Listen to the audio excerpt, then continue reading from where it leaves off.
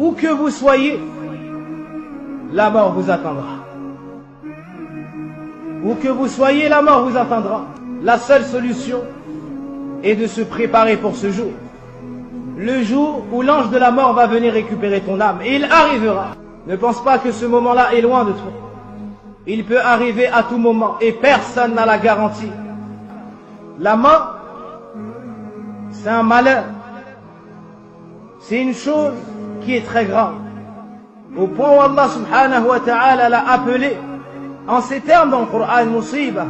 إذ أنتم ضربتم في الأرض فأصابتكم مصيبة الموت. Allah subhanahu wa ta'ala a appelé la mort musiba, malheur. Dans quel état seras-tu, ô serviteur d'Allah, lorsque la mort se présentera à toi? Les gens seront autour de toi. Ton épouse te regardera et pleurera. Tes enfants tenteront d'amener un médecin. Et d'autres un raqi. Qila man raq ay man yarqi. Hal min tabibin yudawi. Est-ce qu'il y a quelqu'un qui pourra lui faire ruqya? Est-ce qu'il y a quelqu'un, un médecin compétent pour le soigner? Mais lorsqu'Allah Azza wa Jal décrète cette chose, personne ne peut la repousser. Ni l'imam pieux qui sait faire ruqya, ni le médecin qui a fait de longues études. Allah nous décrit lorsque l'âme atteint la gorge et qu'à ce moment-là la personne voit cette réalité. Personne ne pourra lui rendre son âme. Lorsque les affres de la mort s'abattent sur celui qui agonise, voici la chose de laquelle tu fuyais. Tu étais distrait. Tu ne t'es pas préparé pour ce jour. Hada huwa sabab. Voici la grande cause qui pervertit les gens. Le fait d'être distrait du retour vers Allah, de la mort, de ses affres et du jugement dernier et de tout ce qui se passera après la mort.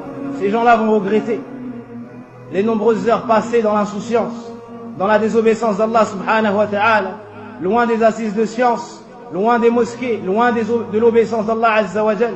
Ils vont regretter et ils vont supplier Allah subhanahu wa ta'ala alors qu'ils seront yawm al-qiyam, alors qu'ils seront en enfer. Mais est-ce que cela sera profitable après le jugement? Kalla. Et lorsque la mort vient sur l'un d'entre eux, il dit: oh mon Seigneur, fais-moi revenir. Pourquoi est-ce qu'il souhaitera revenir à ce moment? Est-ce que c'est pour voir son épouse? Est-ce que c'est pour voir ses enfants? Est-ce que c'est pour amasser encore plus d'argent? Ou voir ses amis? Ou profiter de ce bas monde comme nourriture et boisson?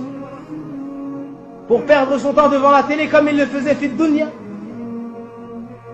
Non, cher frère. La'alli a'malu salihan fima tarakt. Afin que je puisse faire des bonnes actions, contrairement à ce que je faisais auparavant. Mais cela ne sera pas accordé. Le prophète sallallahu alayhi wa sallam a goûté cet instant. Il a goûté aux affres de la mort et il disait: La ilaha illallah, inna lil mawti la sakarat. Yadkhulu yadah al-sharifa fi rakwa fi ina'in saghir.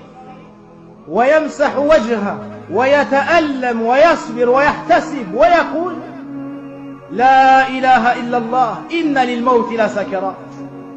Notre prophète bien-aimé sallallahu alayhi wa sallam a goûté aux affres de la mort. Il souffrait tellement qu'il a demandé à ce qu'on lui apporte de l'eau. Il mettait sa main dans l'eau, il s'essuyait le visage et disait: nulle divinité ne mérite d'être adorée en dehors d'Allah. Certes, la mort a ses affres. Pose-toi la question: comment est-ce que tu vas mourir? Dans quel état est-ce que tu seras au moment de ta mort? Aujourd'hui, tu pries sur les gens. Demain, ils prieront sur toi. Aujourd'hui, tu laves les morts. Demain, c'est toi qui seras lavé. Aujourd'hui, tu dis: Fulan qad mat, ghadan sayuqalu fika qad mat. Aujourd'hui, tu dis: un tel est décédé, rahimahullah. Demain, c'est de toi dont il s'agit. C'est ton nom qui sera cité. Les gens vont pleurer un peu sur toi, puis ils t'enterreront. Trois choses te suivront: ta famille, tes biens et ton argent. Une seule chose, ou plutôt ta famille, tes biens et tes actions. Et seules tes actions resteront avec toi. Puis ils retourneront Cette femme se remariera probablement. Ses enfants vivront sous le toit d'une autre personne. Ton argent deviendra l'héritage. Et tu resteras seul avec pour compagnie que les vers, que la terre pour lit et tes actions. Donc ce que tu veux trouver demain dans ta tombe, prépare-le et avance-le aujourd'hui.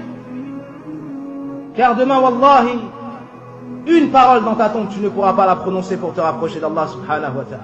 Un des pieux prédécesseurs a dit, ça fait 30 ans que je me prépare pour ce jour, pour la mort. Un autre, au moment de mourir, son épouse pleurait à côté de lui. Il lui a dit, pourquoi est-ce que tu pleures? Elle lui a dit, je pleure pour toi, ne vois-tu pas ton état? Il lui a dit, si tu veux pleurer, pleure pour toi-même. Moi, ça fait 30 ans que je pleure pour ce jour-là, que je me prépare pour ce jour-là. Il a été rapporté des pieux prédécesseurs que si on avait dit à Hamad ibn Salama, il ne te reste qu'un jour à vivre, il n'aurait pas trouvé d'action à ajouter. Subhanallah. Il n'aurait pas trouvé d'action à ajouter. Pourquoi? Parce que chaque jour il vivait ensemble. Omar ibn Abdelaziz, rahimahullah ta'ala, une nuit s'est réveillé en sursaut et a crié. Puis il a pleuré jusqu'au Fajr. Ils sont alors partis chercher un grand savant. Si mes souvenirs sont bons, Abu Hazim.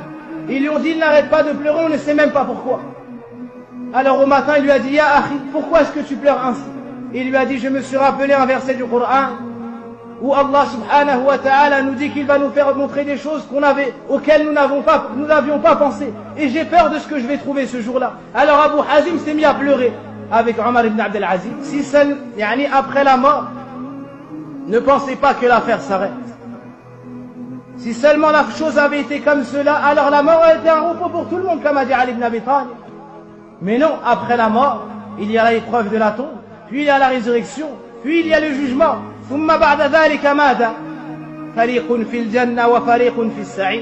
Après cela, les gens se diviseront en deux.